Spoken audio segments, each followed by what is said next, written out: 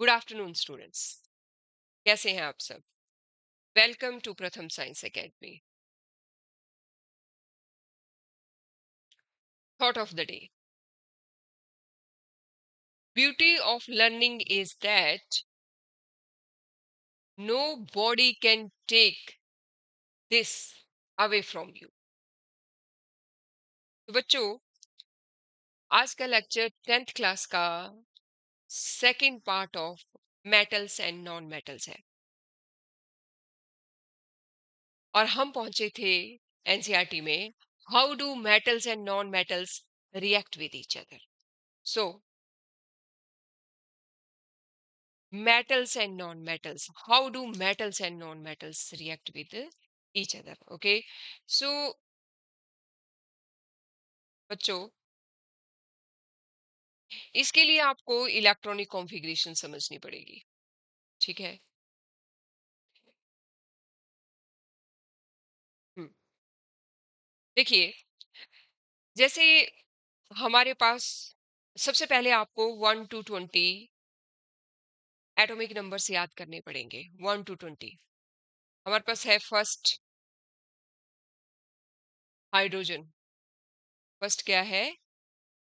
Hydrogen. ठीक है, जिसका सिंबल क्या होता है? एच। ठीक है, और इसकी इलेक्ट्रॉनिक कॉन्फ़िगरेशन क्या होती है? 1s1। ठीक है। कैसा होता है हाइड्रोजन देखने में? इस तरह से, सेंटर में न्यूक्लियस और ये है एक शेल राउंड, और इस पे है एक इलेक्ट्रॉन, इस पे है एक इलेक्ट्रॉन। Okay, negative electron. अब ये क्या है? ये इस तरह से है। अभी मैं और एग्जांपल देती हूँ। सेकंड हाइड्रोजन हो गया, helium. Helium, HELIUM। Okay, helium, और इसका सिंबल होगा He, और इसकी इलेक्ट्रॉनिक कॉन्फ़िगरेशन होगी 1। कैसी है हीलियम देखने में? ऐसी, ई ई, फार अपार्ट, रिपेल करेंगे एक दूसरे को। 3 lithium, LiTHIUM, lithium, symbol Li। 1s2, 2s2। अब ये पूरा, ये फर्स्ट शेल, ये इसे क्या कहते हैं? शेल। शेल। ठीक है, कौन सा शेल है? के शेल। कौन सा शेल है ये? के शेल। और के शेल में कितने इलेक्ट्रॉन आ सकते हैं? अंदर सिर्फ एस ऑर्बिटल है। कितना है? ये एस ऑर्बिटल है, ये शेल है, और ये नंबर ऑफ इलेक्ट्रॉन्स हैं। ये क्या है? Number of electrons. Okay, number of electrons. So K shell में सिर्फ 2 ही इलेक्ट्रॉन आ सकते हैं। के, इसके बाद कौन सा शेल स्टार्ट होगा? लिथियम में एक, ये 2। दूसरा सेल है ये के, और ये एल। ठीक है, के के बाद ये एल। Is it okay? और के में सिर्फ 2 इलेक्ट्रॉन आ सकते थे। एल में अब पहला इलेक्ट्रॉन आया है 2 में, किसमें? एस ऑर्बिटल में। किसमें? एस ऑर्बिटल में। तो ये किसमें गया है? 2s1 में।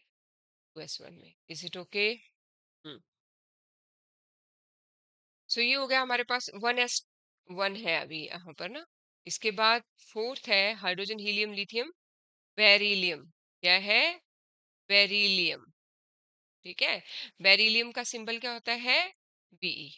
ठीक है, तो 1s2, hydrogen helium lithium beryllium boron. ठीक है, 1s2, 2s2 हो गया।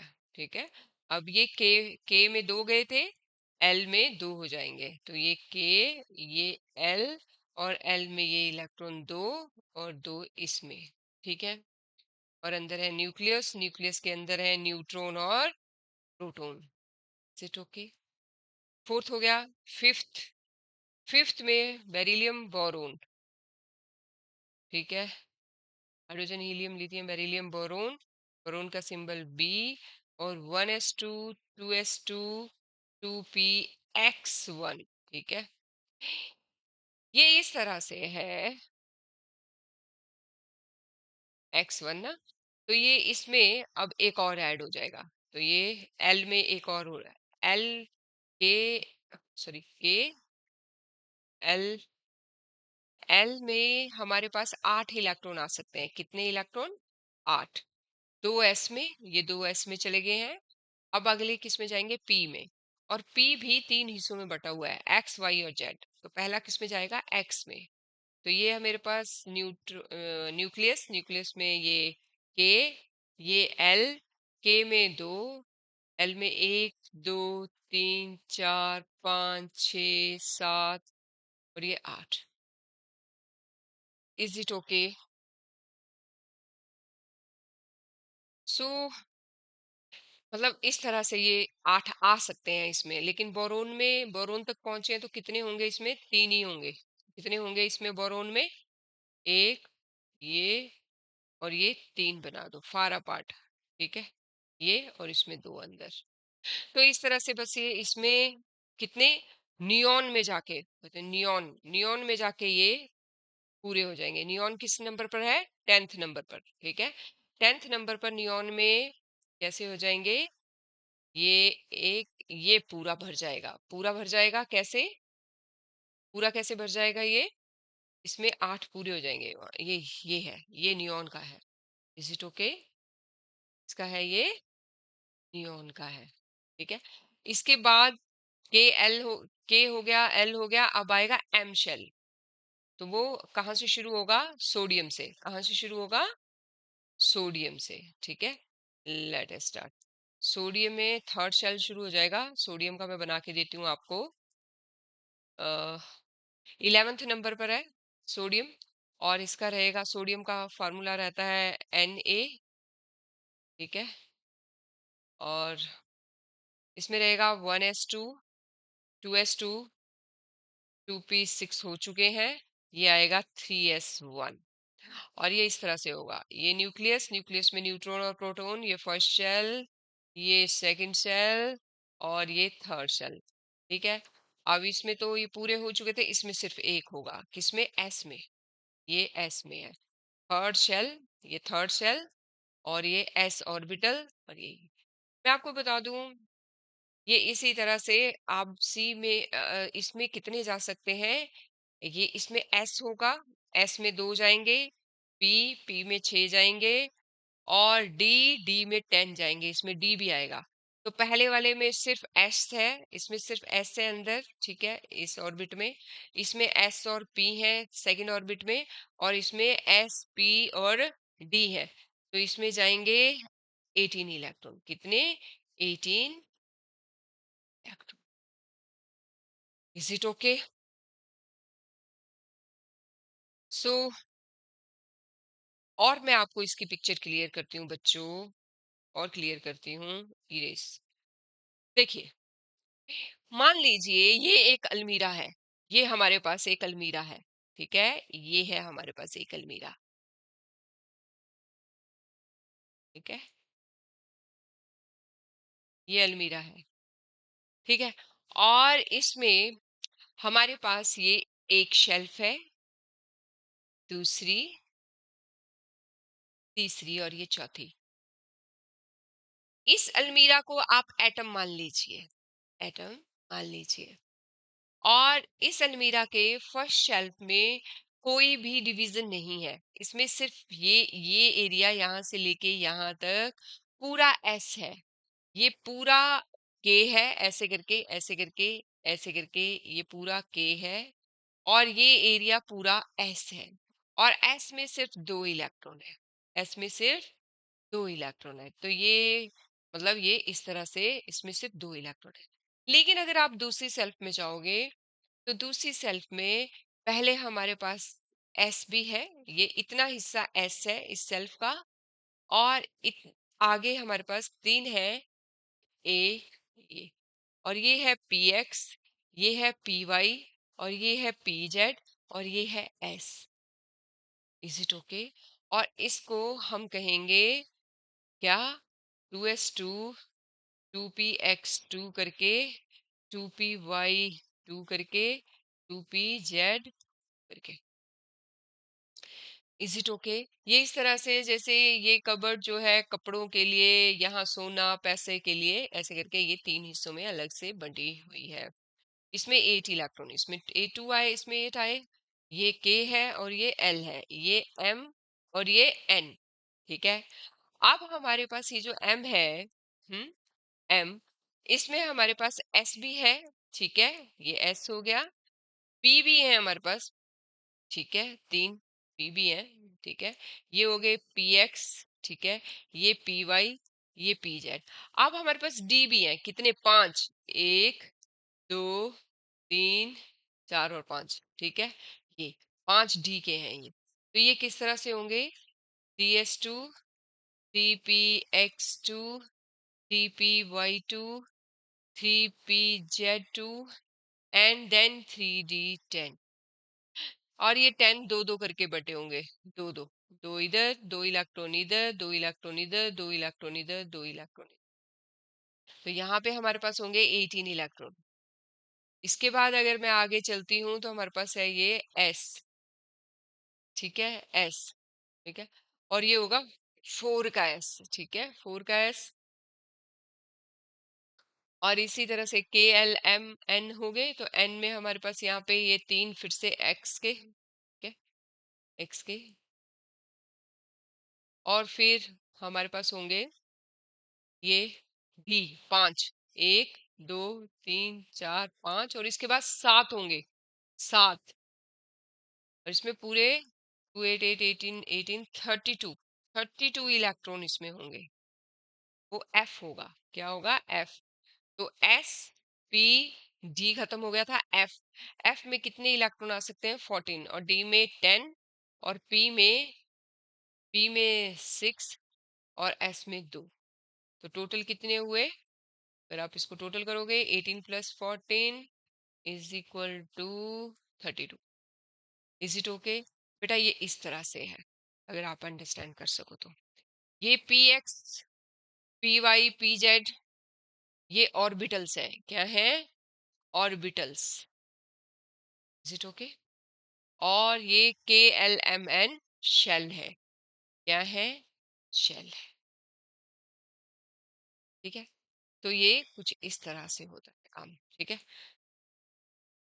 तो हमारे पास ये जो एलिमेंट मेटल्स होती हैं, मेटल्स, ठीक है, सोडियम इज ए मेटल, ठीक है। तो सोडियम क्या करती है, ये मेटल क्यों है, क्योंकि ये इलेक्ट्रॉन देती है, ठीक है।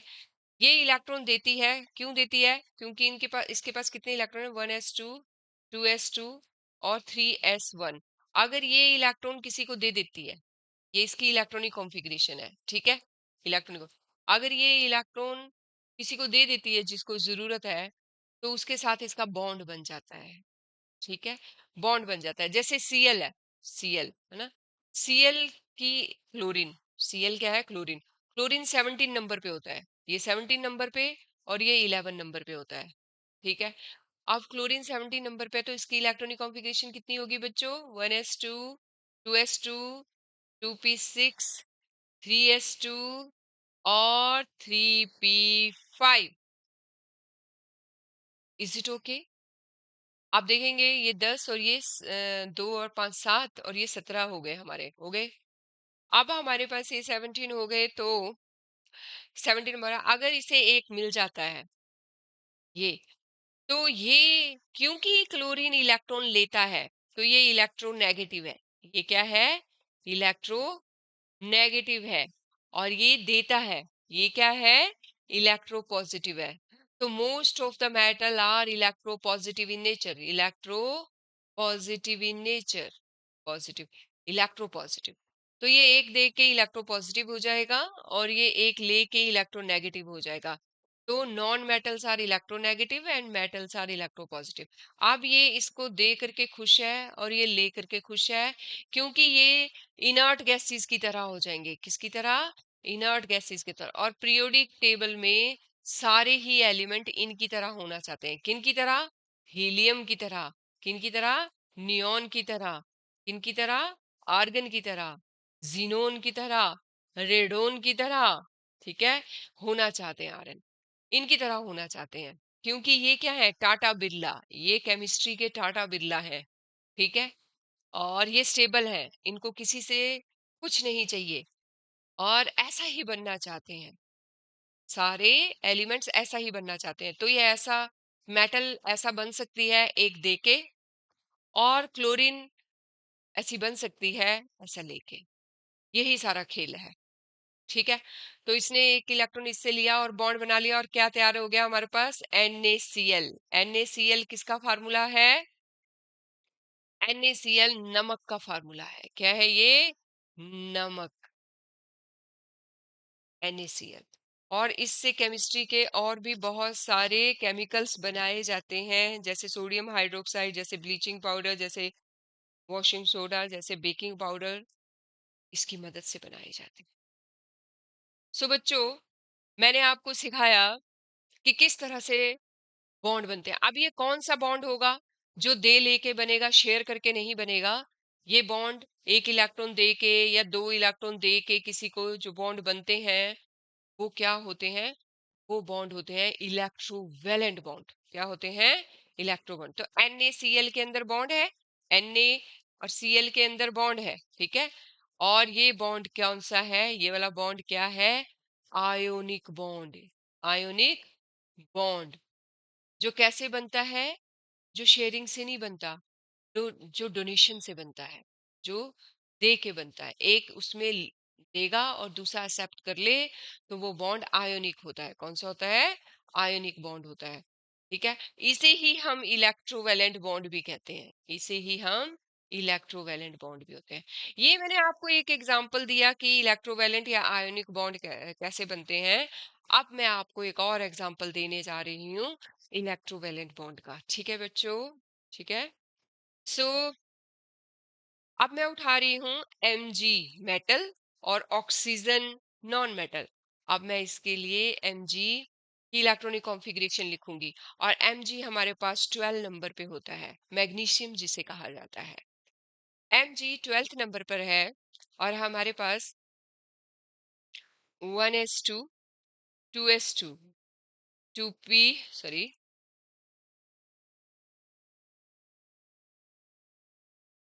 2p6, ठीक है, 2p6 और 3s2। ये आती है इसकी electronic configuration. Is it okay? अगर ये दो इलेक्ट्रॉन किसी को दे दे, ये वाले दो इलेक्ट्रॉन किसी को दे दे, तो पीछे क्या रह जाएगी? नोबल गैस, इनर्ट गैस, ठीक है। कौन ले सकता है? ऑक्सीजन। जैसे कि 1s2, 2s2 और 2p4 होती है इसकी इलेक्ट्रॉनिक कॉन्फ़िगरेशन ऑक्सीजन की। अगर ये दो इससे मिल जाते हैं, तो ये भी यहाँ पे 6 हो जाएगी, मतलब यहाँ पे आउटरमोस्ट शेल में 8 हो जाएंगे, और 8 ही पूरा करना चाहते हैं आउटरमोस्ट शेल में ये। तो इस तरह से Mg आएगी, ठीक है। और Mg अपने क्या करेगी? दो इलेक्ट्रॉन क्या करेगी? माइनस कर देगी। -2 इलेक्ट्रॉन इज इक्वल टू क्या बन जाएगी? Mg2+ बन जाएगी। Is it okay? और O क्या करेगा? इन दो इलेक्ट्रॉन को अपने आप में ऐड कर लेगा। ये जो यहाँ से निकले, ये ऑक्सीजन में ऐड हो जाएंगे, और ये क्या बन जाएगी? O2 negative. क्या बन जाएगी? O2 negative. और इस तरह से ये पॉजिटिव नेगेटिव कैंसिल होंगे, और ये तैयार हो जाएगा MgO। सिंपल। सो इस तरह से कंपाउंड तैयार होते हैं। ये सारा किस्सा बच्चों स्टेबल होने का है, बस स्टेबल होने का। Everybody, everything wants to be stable. क्योंकि एलिमेंट इस तरीके से स्टेबल हो सकते हैं, तो वो मेटल दे के स्टेबल हो सकते हैं, और नॉन मेटल्स लेके स्टेबल होते हैं। तो और यही चीज इनमें बॉन्ड बना देती है, ठीक है। वो यही चीज इनमें बॉन्ड बना देती है। यहाँ पे इलेक्ट्रोवेलेंट बॉन्ड बीच में बना है। इन दोनों के बीच में कौन सा बॉन्ड बना है? Electrovalent bond. इलेक्ट्रोवेलेंट बॉन्ड के, जिसे कि मैं फिर बता रही हूँ, आयोनिक बॉन्ड भी कहते हैं। आयोनिक बॉन्ड भी कहते हैं। सो बच्चों, अब बॉन्ड आपको समझ आ गया होगा बॉन्ड कैसे बनाते हैं। हम चलते हैं प्रीवियस पेज पर, और इसमें यही था कि मेटल और नॉन मेटल रिएक्ट कैसे करते हैं। Let me read these lines. The reaction of the metal with a number of reagents. Why do metals react in this manner? Let us recall that we have learned about the electronic configuration. अभी मैंने आपको 9th class में electronic configuration पढ़ाई जाती है, वो एक बस रिवाइज करवाई कैसी होती है। और हमने देखा कि noble gas shell completely filled है। कंप्लीटली फिल्ड मतलब उनमें आउटर मोस्ट शेल में पूरे इलेक्ट्रॉन है 8, जो स्टेबल होने के लिए चाहिए, इसलिए उनमें 8 इलेक्ट्रॉन होने की वजह से वो क्या है, स्टेबल है और केमिकली अनरिएक्टिव है, ऑलमोस्ट अनरिएक्टिव है। ठीक है, कंप्लीटली फिल्ड वैलेंस शेल जिनमें होता है वो फिर रिएक्टिव नहीं होते। Is it okay? And every element wants like completely filled elements, that is noble gases. Okay, so let us have a look for the electronic configuration of noble gas. तो noble gas की electronic configuration अगर आप देखोगे next page पे, ये है हमारे पास। ठीक है, ये हीलियम की 2 है, सॉरी सॉरी बच्चों, ये 2 है, ये नियॉन का ये देखिए 8 है, आर्गन की 8 है। तो ये इस तरह से आप देख रहे हो नोबल गैसेस, और सभी इन्हीं की तरह बनना चाहते हैं। तो सोडियम 1 दे के बन जाता है, मैग्नीशियम 2 दे के बन जाता है, एल्यूमिनियम 3 दे के बन जाता है। ठीक है, और इसी तरह से कैल्शियम 2 दे के बन जाता है, पोटाशियम 1 दे के बनता है। नॉन मेटल्स नाइट्रोजन, नाइट्रोजन अब किसके साथ बॉन्ड बना सकता है? जो जैसे नाइट्रोजन कितने दे सकता है, ले सकता है 3, तो ये एल्यूमिनियम के साथ बॉन्ड बना सकता है। ऑक्सीजन दो कौन कौन दे सकता है इसमें से? मेरे को मैग्नीशियम दे सकता है, कैल्शियम दे सकता है, तो ऑक्सीजन इनके साथ बॉन्ड बनाने में कंफर्टेबल है, इनके साथ मैग्नीशियम के साथ कैल्शियम, क्योंकि ये 2 दे सकते हैं, ये 2 ले सकते हैं। Is it okay? तो यही किस्सा है बच्चों। क्लोरीन 1 ले सकता है, तो ये सोडियम के साथ बॉन्ड बनाने में कंफर्टेबल है, ये पोटाशियम के साथ बॉन्ड बनाने में कंफर्टेबल है ना? सो एक दूसरे की जरूरत पूरी हो रही है। सो अब चलते हैं हम नीचे, देखिए ये देखिए, ये जो मैंने अभी आपको सिखाया 281 इसकी इलेक्ट्रॉनिक कॉन्फ़िगरेशन है। ये नोबल गैस हो जाएगा अगर 1 इलेक्ट्रॉन देता है, क्लोरीन ले लेगा क्योंकि इसके पास 7 थे। ये सब मैं आपको समझा चुकी हूँ। तो इस तरह से सोडियम और chloride ions opposite charge attract होते हैं और अपनी बॉन्ड बनाते हैं, और इस बॉन्ड का नाम है आयनिक बॉन्ड। एंड ये जो कंपाउंड तैयार हुआ है ये आयनिक कंपाउंड है। मैग्नीशियम क्लोराइड भी आयनिक कंपाउंड है, इसी तरह से फॉर्म होगा। Is it okay? होपफुली आपको आयनिक कंपाउंड्स बनाना आ गया होगा। ठीक है, अब है हमारे पास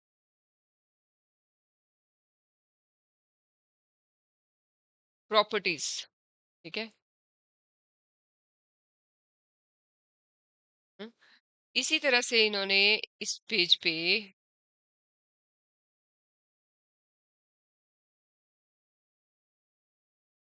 हम्म, ये देखिए इसमें मैग्नीशियम और क्लोरीन लिया है। ठीक है, मैग्नीशियम और क्लोरीन लिया है, और मैग्नीशियम 2 दे सकता है, इसलिए क्लोरीन 2 लेने पड़े, 2 क्लोरीन लेने पड़े, और इस तरह से हमारा तैयार हो गया MgCl2। क्या तैयार हो गया? MgCl2, ये। ठीक है, let us start with the properties of the ionic compound. Hmm? Let us start. To learn the properties, let us perform an activity. Okay, take sample of sodium chloride, potassium iodide, barium chloride, ये सभी ionic compounds हैं, इनके बीच में ionic bond है। ठीक है, what is the physical state of these salts? Take a small amount of sample on a metal spatula and heat directly on the flame. अपने इसके छोटे छोटे स्पून लेने हैं और इसको हीट करना है। ठीक है, हीट फ्लेम पे जब आप इसको हीट करेंगे और फिर इसको पानी में डिसॉल्व करोगे या पेट्रोल डीजल में, तो आप देखिए कि क्या होगा, ये ब्रेक डाउन हो जाएंगे, आयंस में कन्वर्ट हो जाएंगे, वाटर में ये आयंस में कन्वर्ट हो जाएंगे। ठीक है, हम देखते हैं इनका मेल्टिंग और बॉइलिंग पॉइंट। ठीक है, ये इस तरह से आपने एक्टिविटी अरेंज करनी है, इस तरह से। ठीक है,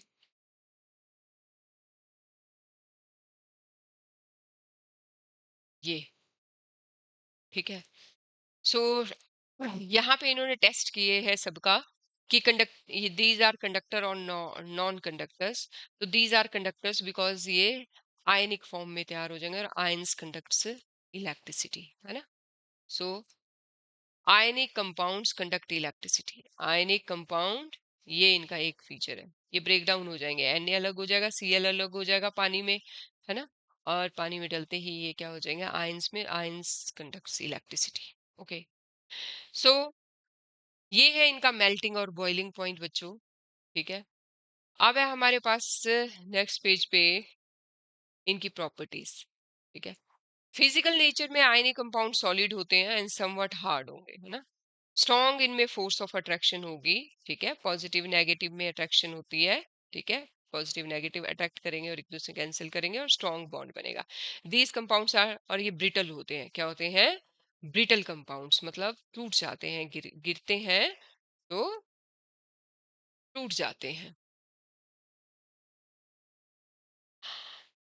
तो हमने देखा कि सॉलिड होते हैं, ठीक है, और सॉलिड होते हैं, ब्रिटल होते हैं, स्ट्रॉन्ग फोर्स ऑफ अट्रैक्शन होती है इनके बीच में, मेल्टिंग और बॉइलिंग पॉइंट हाई होता है। आपने पीछे देखा सबका हाई है बिकॉज ऑफ कंसिडरेबल ऑफ, इनको तोड़ने के लिए बॉन्ड स्ट्रॉन्ग है तो एनर्जी चाहिए तोड़ने के लिए, है ना। सॉलिबिलिटी, पानी में घुल जाते हैं, घुल करके क्या बनाते हैं, आयंस, और इलेक्ट्रिसिटी भी कंडक्ट कर सकते हैं। But insoluble in the solvent such as kerosene और पेट्रोल में ये नहीं घुलेंगे। ठीक है। वाटर में घुल जाएंगे। ठीक है। लाइक डिसॉल्व्स लाइक, है ना। So conduction of electricity, they will conduct electricity. क्यों, क्योंकि पानी में डलने पे ये आयंस छोड़ेंगे और ions are free to conduct electricity, है ना। इलेक्ट्रिसिटी या फ्री इलेक्ट्रॉन कैरी करते हैं या फिर फ्री आयंस। तो क्योंकि आयनी कंपाउंड्स पानी में डल के क्या होगा, जब इलेक्ट्रिसिटी पास होगी तो ये मोल्टन स्टेट में आ जाएगा और मेल्टेड स्टेट में ये आयनिक फॉर्म में होगा, फोर्स ऑफ अट्रैक्शन ब्रेक करने के बाद, और इलेक्ट्रिसिटी। तो इस तरह से हमने फिजिकल प्रॉपर्टी में फिजिकल नेचर देखा, melting and boiling point, solubility and conduction. ठीक है। सो अब है हमारे पास,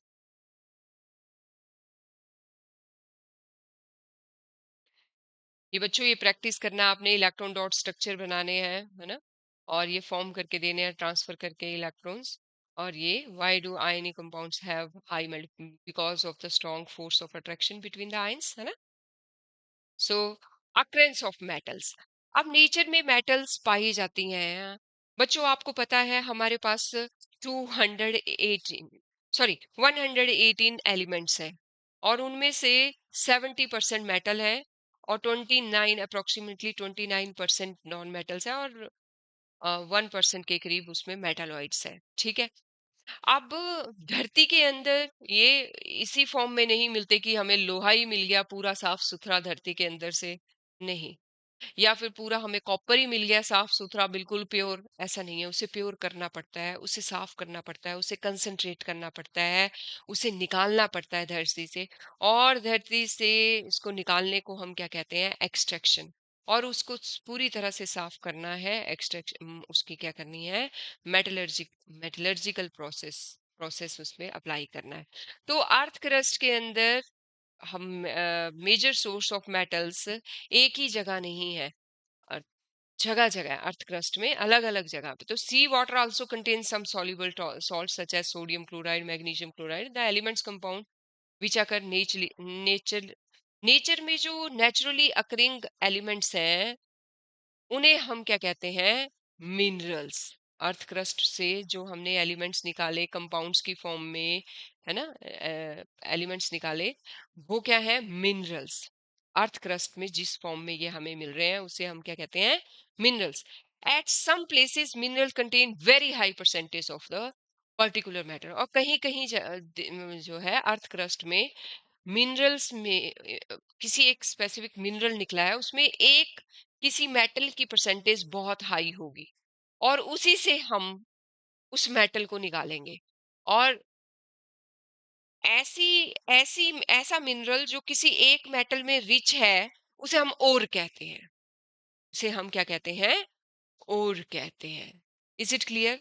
एलिमेंट और कंपाउंड नेचुरली अर्थ क्रस्ट में जिस फॉर्म में मिलते हैं उन्हें मिनरल्स कहते हैं, लेकिन अर्थ क्रस्ट में जिस जगह पर किसी एक एलिमेंट से रिच मिनरल मिलता है उसे मिनरल ना कह के हम क्या कहते हैं, ओर कहते हैं।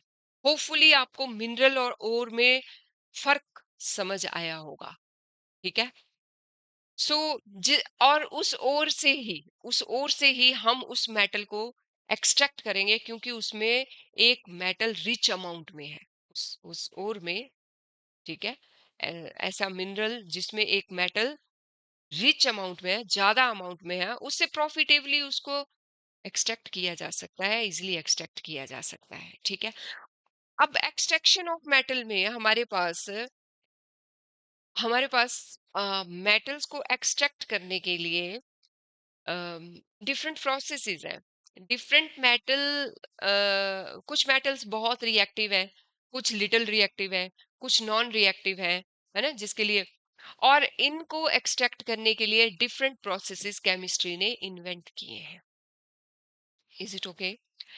सो एक्सट्रैक्शन ऑफ मेटल में सबसे पहले हम करेंगे कंसंट्रेशन ऑफ द ओर। और वो कैसे होगी? उसको साफ करके, उसको धो के, ताकि उसमें से गैंगू पार्टिकल्स निकल जाए, गैंग पार्टिकल्स निकल जाए, GANGUE।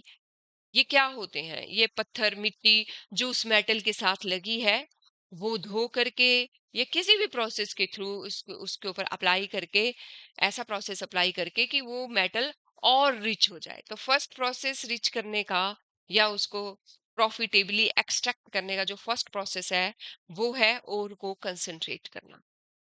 So let me read the lines of the NCRT. You have learnt about the reactivity series of metals. Having this knowledge, you understand extraction. ठीक है? Extraction में अर्थ क्रस्ट में कुछ metals free state में पाई जाती हैं, कुछ combined state में पाई जाती हैं. Is it okay? और कुछ least reactive होती हैं. ठीक है? तो let us see कि कौन कौन से प्रोसेस केमिस्ट्री उस पे अप्लाई करके उनको एक्सट्रैक्ट करती है। ठीक है। सो से फॉर एग्जांपल कौन कौन सी हैं जो रिएक्ट नहीं करती हैं? Gold, silver, platinum least reactive है, मतलब नॉन रिएक्टिव समझ लो आप। रिएक्टिव नेटिव स्टेट में रहती हैं, फ्री स्टेट में रहती हैं। ये कौन कौन? Gold, silver, platinum and copper. Okay, found in the free state. तो जब वो है ही फ्री स्टेट में, जब वो किसी के साथ कंबाइन ही नहीं की है, तो फिर वो तो आराम से, वो तो साफ सुथरी हैं पहले से ही। तो हम अब बाकी process apply. Copper and silver also found in the combined state बोलते हैं, लेकिन कॉपर और सिल्वर कंबाइंड स्टेट में मिल जाते हैं, लेकिन गोल्ड बिल्कुल ही फ्री होता है। ठीक है। और उसके किस ओर में पाया जाता है कॉपर और सिल्वर? सल्फाइड ओर और ऑक्साइड ओर्स में पाया जाता है।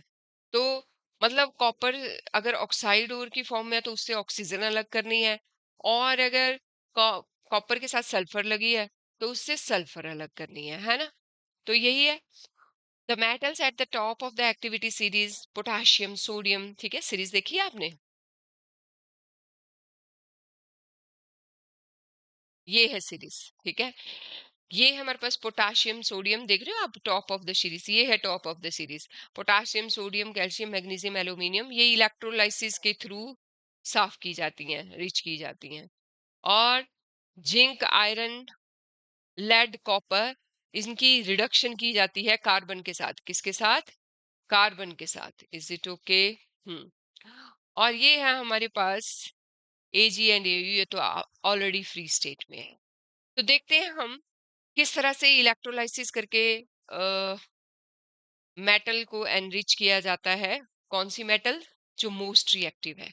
सो ये है हमारे पास फ्लो चार्ट। और पहले कंसंट्रेशन ऑफ ओर मैंने आपको बता दिया, साफ किया जाता है वाटर फेंक करके, इसके गैंग पार्टिकल्स निकाले जाते हैं सबसे पहले, है ना।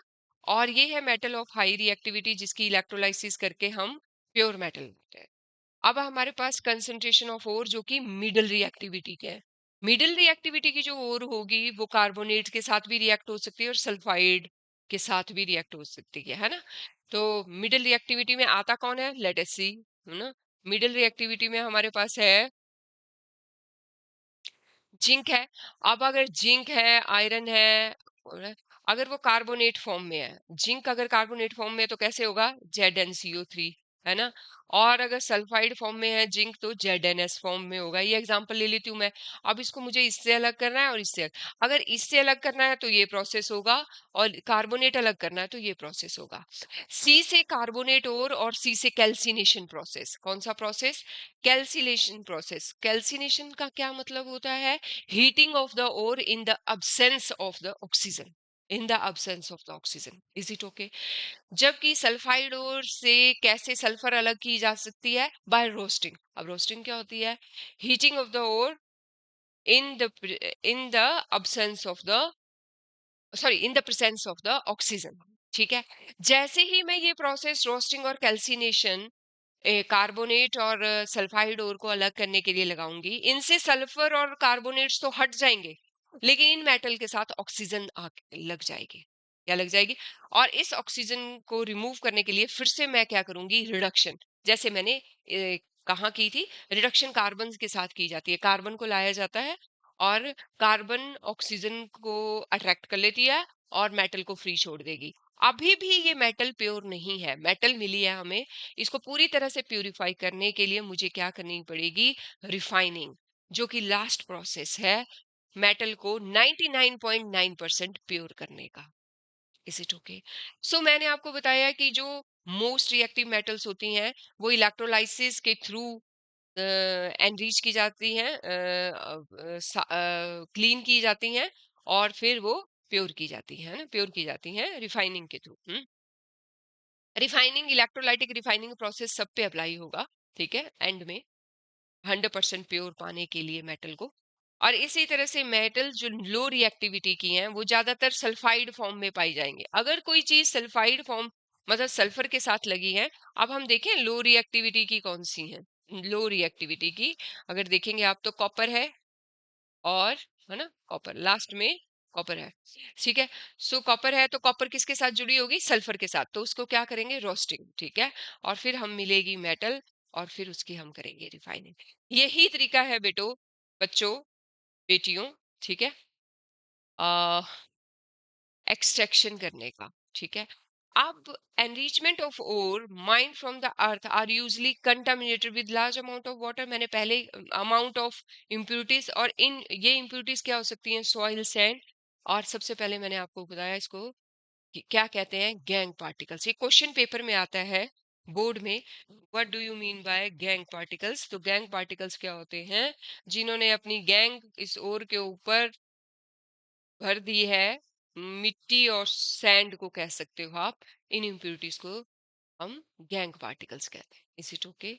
और उसके बाद हम फिर ये प्रोसेसेस जो मिडल रिएक्टिविटी के लिए है वो मिडल रिएक्टिविटी पे, जो हाई रिएक्टिविटी के हैं वो हाई रिएक्टिविटी पे अप्लाई करते हैं। ये देखिए मैंने आपके लिए ये फ्लो चार्ट निकाला है। हाई रिएक्टिविटी के लिए कलर्ड कलर्ड फ्लो चार्ट है। एक्सट्रैक्शन बाय इलेक्ट्रोलाइसिस किसकी होगी? पोटाशियम, सोडियम, कैल्शियम, मैग्नीशियम और एल्यूमिनियम की। और हमारे पास रिडक्शन विद कार्बन और कार्बन मोनोऑक्साइड आप मिडल रिएक्टिविटी की सीरीज के कर सकते हो। और मिडल रिएक्टिव होते हैं zinc, iron, tin, SN, tin और पीबी। और लो रिएक्टिविटी की सीरीज में हम लोग अप्लाई करते हैं हीटिंग और रोस्टिंग। ठीक है। समटाइम रिडक्शन भी करते हैं। ठीक है। तो इलेक्ट्रोलाइसिस के लिए सबसे पहले इलेक्ट्रोलाइसिस तक पहुंचने के लिए हम ओर निकालते हैं, उसको कंसंट्रेट करते हैं धो करके, फिर उसको convert to the compound, usually chloride form में इसको चेंज किया जाता है, और उसके बाद इनकी इलेक्ट्रोलाइसिस की जाती है और हमें मिल जाता है प्योर मेटल। ठीक है। ये एग्जांपल एल्यूमिनियम ट्राई ऑक्साइड की इलेक्ट्रोलाइसिस करके हम, जिसे कि हम क्रियोलाइट भी कहते हैं, Al2O3 का साइंटिफिक नेम क्या है? क्रियोलाइट। सो इसको, इसमें से हम ऑक्सीजन से अलग करके प्योर एल्यूमिनियम निकालते हैं। इसी तरह से हमारे पास है, हम नेक्स्ट है हमारे पास मॉडरेटली रिएक्टिव मेटल्स। और फिर इसके बाद इसको कंसंट्रेट किया जाता है, फिर इसकी रोस्टिंग और कैल्सिनेशन की जाती है। और ये हमारे पास इसके बाद ऑक्साइड मिले। ऑक्साइड की, ऑक्साइड हटाने के लिए हम कार्बन सामने लाते हैं या कार्बन मोनोऑक्साइड, और इस तरह से फिर इसकी रिफाइनिंग और प्योर मेटल। ठीक है। ये हमारे पास अगेन रोस्टिंग के थ्रू लो रिएक्टिविटीज, रोस्टिंग की, क्योंकि सल्फाइड और लगी होती है, उसको अलग करने के लिए हम रोस्टिंग करते हैं। क्या है, in the absence of oxygen heat करेंगे इस ओर को और हमें मिलेगी मेटल, ठीक है, और फिर होगी इसकी रिफाइनिंग, ठीक है।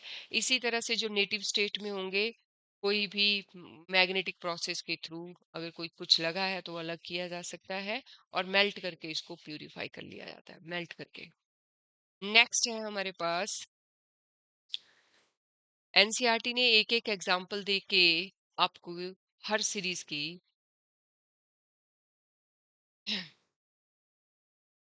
या ये लिखा है different different different separation techniques are accordingly employed, है ना, यहाँ पे अलग अलग हो करके हो सकता है। अगर लोहे वाले पार्टिकल्स चिपके हुए हैं तो मैग्नेट ला करके उसको अलग किया जा सकता है ना। सो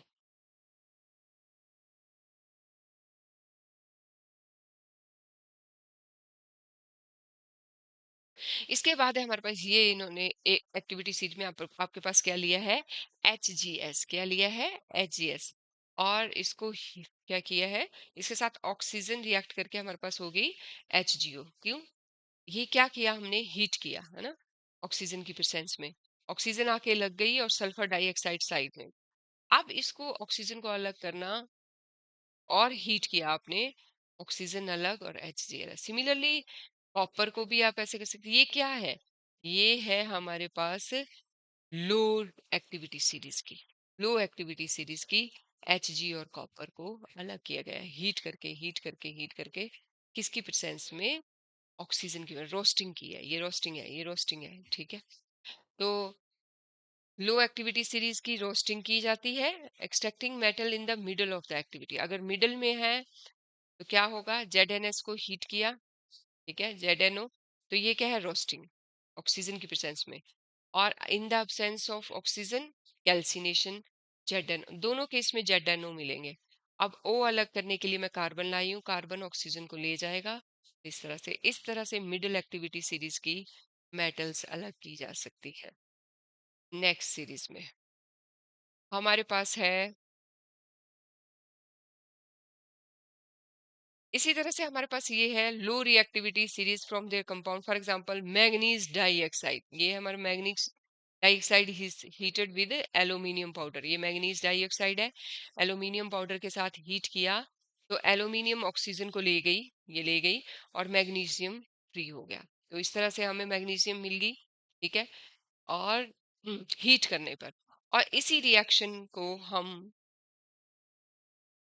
इस रिएक्शन को हम मैग्नीज मैग्नीज से ऑक्सीजन को सेपरेट करने के लिए यूज करते हैं। दिस डिस्प्लेसमेंट रिएक्शन है एक्सोथर्मिक, है, हीट रिलीज हो रही है, रिएक्शन क्या है, exothermic. The amount of heat evolve so large that the metals produced in the molten state, बोलते ये हीट इतनी निकलेगी कि मैंगनीज हमें molten state में मिलेगी। Is it okay, in fact iron को, जब आयरन ऑक्साइड को अलग किया जा सकता है, जैसे यहाँ पे MnO2 ना लेकर के हम लोग Fe2O3 लें और एल्यूमिनियम के साथ रिएक्ट करवाएं, तो क्या होगा, इज यूज्ड, ये वाला रिएक्शन रेलवे क्रैक्स को ज्वाइन करने के लिए यूज होता है, मशीन पार्ट्स को ज्वाइन करने के लिए, और इसी रिएक्शन को हम थर्मिट रिएक्शन कहते हैं। क्या कहते हैं, थर्मिट रिएक्शन कहते हैं। Important, important exam point of view से थर्मिट रिएक्शन किसे कहते हैं, थर्मिट रिएक्शन में कौन सी मेटल किसके साथ यूज होती है, थर्मिट रिएक्शन यूज किसके लिए होता है, to join the railway cracks, to join the railway cracks या क्रैक्ड मशीन्स को जोड़ने के लिए थर्मिट रिएक्शन यूज होता है। बच्चों होपफुली आपको थर्मिट रिएक्शन का पता लग गया होगा, MnO2 को कैसे एल्यूमिनियम लेकर के सेपरेट किया जा सकता है पता लग गया होगा। अब हम चलेंगे extracting metals towards the top of the series, है ना। टॉप ऑफ सीरीज में क्या होता है, इलेक्ट्रोलाइसिस, क्या होती है, इलेक्ट्रोलाइसिस। अब इलेक्ट्रोलाइसिस होती है तो क्या होगा कि metals of the high reactivity series are reactive, they cannot be obtained from the compound heating with carbon, जैसे can not be reduce the oxide, ये कार्बन जो है ये नहीं हटा सकती, जैसे पीछे हमने कार्बन ले लेके ऑक्सीजन को हटा दिया ना, सेपरेट कर लिया, पर कार्बन कम रिएक्टिव है सोडियम की ऑक्सीजन को सेपरेट करने के लिए, क्योंकि ये उसके साथ बहुत स्ट्रांग बनाती है। ऑक्सीजन के साथ मैग्नीशियम भी बहुत स्ट्रांग बनाती है, कैल्शियम भी, क्योंकि ये हाई ज़्यादा रिएक्टिव है एज कम्पेयर टू कार्बन। तो ये इसकी एफिनिटी ज़्यादा है, इसका प्यार ज़्यादा है ऑक्सीजन की तरफ इंस्टेड ऑफ कार्बन। कार्बन के साथ इतना लगाव इनका इन मेटल्स का नहीं है। इसलिए ये कैसे सेपरेट किए जाते हैं? इलेक्ट्रोलाइटिक रिडक्शन के थ्रू। तो sodium, magnesium and calcium are obtained by electrolysis of their molten chloride. Melt किया जाता है और फिर इनकी इलेक्ट्रोलाइसिस की जाती है ना। तो मेटल्स क्या करती हैं? मेटल डिपोजिट हो जाती है। ये है मेटल हमारे पास, ये डिपोजिट हो जाती है कैथोड पे, डिपोजिटेड एट द कैथोड। और क्लोरीन मतलब non metal, non metal deposit at the anode. बस सेपरेट कर लिया जाता है। जैसे इलेक्ट्रिसिटी पास होती है, मेटल चली जाती है कैथोड पे, और क्लोरीन नॉन मेटल चली जाती है अलग।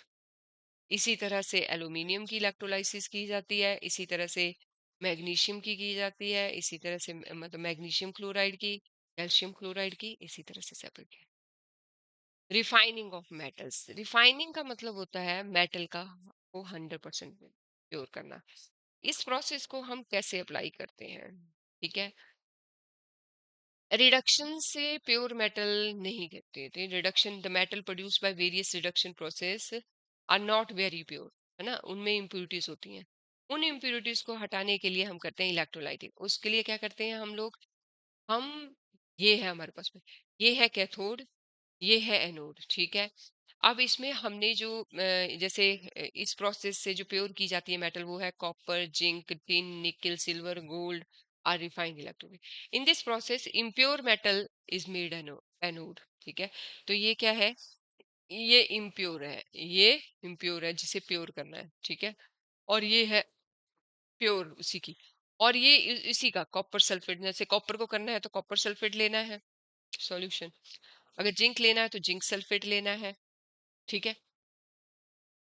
तो उसी रोड, जैसे ये इम्प्योर कॉपर है, ये प्योर कॉपर है, और ये कॉपर सल्फेट सॉल्यूशन है। इसी टोके जिसका आपने अलग करना है, जिंक करना है जिंक का, निकल करना है, ठीक है। सो इम्प्योर मेटल जैसे ही ये जो कीज जोड़ दी जाती हैं, करंट पास होने लगता है, तो anode, then strip of the pure metal is made at cathode. तो क्या हुआ? ये प्योर प्योर मेटल है ये। अब इसमें से जो प्योर पार्ट है वो रिलीज होके इसमें जाने लगेगा, ठीक है, वाटर सॉल्यूशन में। Solution of the metal salt is used as electrolyte. The on passing the current through the electrolyte, the pure metal from the anode dissolve होने लग पड़ी, और equivalent amount of प्योर जो है वो प्योर मेटल के ऊपर डिसॉल्व होता जाएगा, ये मोटी होती जाएगी, और इसमें जो मड होगी, जो इम्प्यूरिटीज होंगी, वो नीचे डाउन होती है। इसे कहते हैं एनोड मड। ये इम्प्यूरिटीज है जो यहाँ से निकली है, प्योर है वो सॉल्यूशन से, यहाँ पे इक्वल जितना निकला है उतना ही अमाउंट यहाँ पे है। और इस तरह से हमें ये पूरा प्योर मिल जाएगी, और इसमें से mud. Is it okay? So इसे कहते हैं इलेक्ट्रोलाइटिक रिफाइनिंग बच्चों। होपफुली आपको समझ आ गया होगा। अब है मेरे पास corrosion. What is corrosion? Corrosion eating away of the metals. What is corrosion? Eating away of the metal.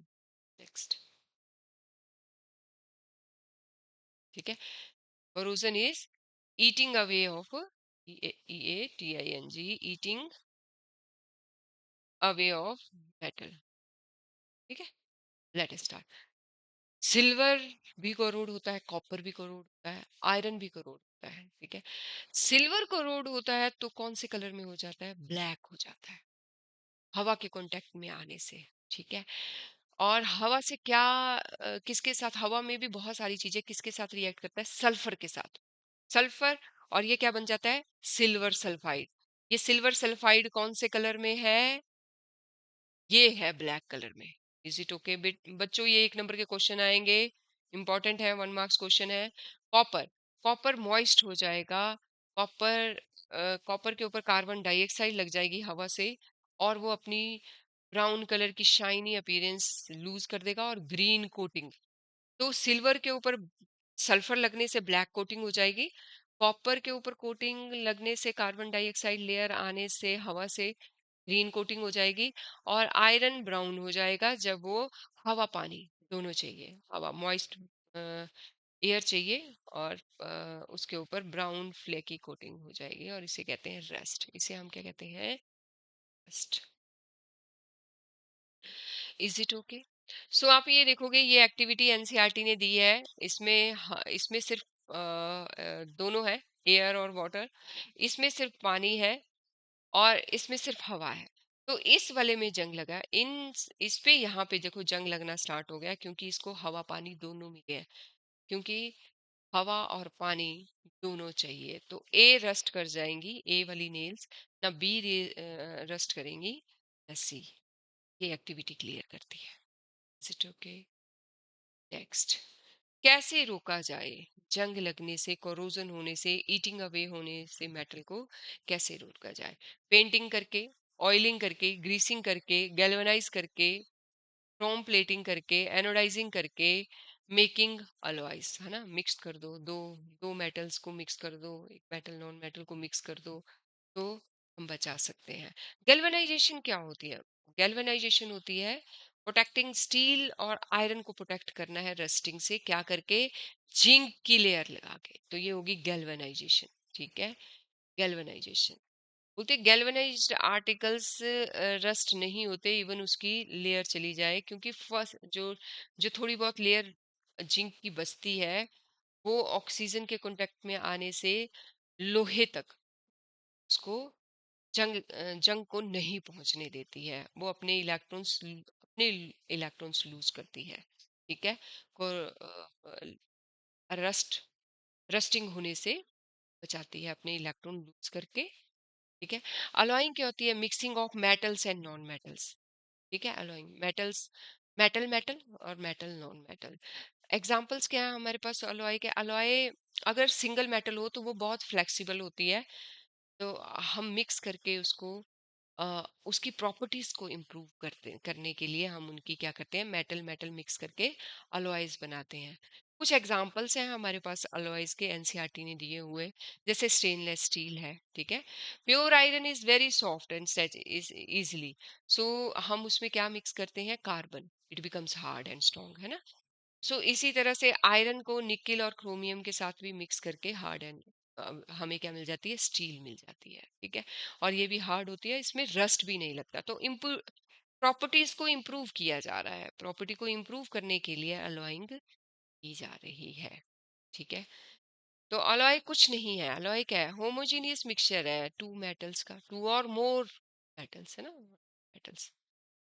It is prepared by melting, है ना, मेटल्स को दोनों को मेल्ट करो और ज्वाइन हो जाएंगे, वो मेल्ट करके मिक्स हो जाएंगे आपस में, डेफिनेट प्रोपोर्शन में डेफिनेट अलॉयज तैयार किए जाते हैं। जैसे कि प्योर गोल्ड है, प्योर गोल्ड बहुत फ्लेक्सिबल होता है, तो उसको थोड़ा सा हार्ड बनाने के लिए, उससे चीजें बनाने के लिए हम क्या करते हैं, उसको प्योर गोल्ड 24 कैरेट का होता है, उसे 22 कैरेट का बना देते हैं, ताकि ऑर्नामेंट्स इजिली बन सके, और थोड़ा सा हार्ड उसको तैयार किया जाता है ऑर्नामेंट्स बनाने के लिए। तो उसमें होता क्या है, 22 पार्ट प्योर गोल्ड होगा, और कुछ लोग उसमें कॉपर 2% 2 पार्ट लगाएंगे, या फिर सिल्वर। जैसे चंबा हिमाचल साइड के गहनों में आप देखोगे तो उसमें कॉपर होता है, क्योंकि उसमें थोड़ी सी कॉपरिश लुक आती है। 2 पार्ट कॉपर और 22 पार्ट जो है उसमें सोना रहेगा। ठीक है, if one of the metal is mercury, और अगर हम जैसे आप अलॉय बना रहे हैं और अलॉय में एक मेटल मरकरी है और दूसरी कोई और है, तो एक मेटल मरकरी हो जिसमें आप जिससे आपने अलॉय बनाना है, तो उसे हम अमलगम कहते हैं, उसे हम क्या कहते हैं? अमलगम। इसी तरह से और भी एग्जाम्पल हैं हमारे पास अलॉयज के। कॉपर और जिंक को मिला करके हमारे पास क्या बनता है? ब्रास। और इसी तरह ब्रॉन्ज तैयार करना है, एक अलॉय है ब्रॉन्ज, उसके लिए हमें कॉपर टिन चाहिए। ठीक है, ये मेल्ट करके दोनों चीजें मिक्स की जाती हैं डेफिनेट प्रोपोर्शन में। ठीक है, लेड और टिन का एक अलॉय है जिसका मेल्टिंग पॉइंट लो होता है, और वो वेल्डिंग के लिए यूज होता है। किसके लिए यूज होता है? तो हमारे पास कौन सा वेल्डिंग के लिए यूज होता है? टेन और लिड, टेन और लिड, टिन और लिड। ठीक है, 1600 साल पहले एक अलॉय तैयार किया गया था। ठीक है, पिलर, आयरन का पिलर है, पिलर है, कहाँ पर? दिल्ली में। और इस पे अभी तक जंग नहीं लगा है। सरप्राइज है, इसमें क्या मिक्स किया गया है कि ये हर चीज को रेजिस्ट कर रहा है, हवा पानी इतने सालों से। कितना? 1600 ईयर अगो ये वर्कर्स ने बनाया है। So this is all about metals and non metals in NCERT. बच्चों, मैंने आपको थॉरो एनसीईआरटी करवा दी है, ठीक है? आप, thank you and have a nice day.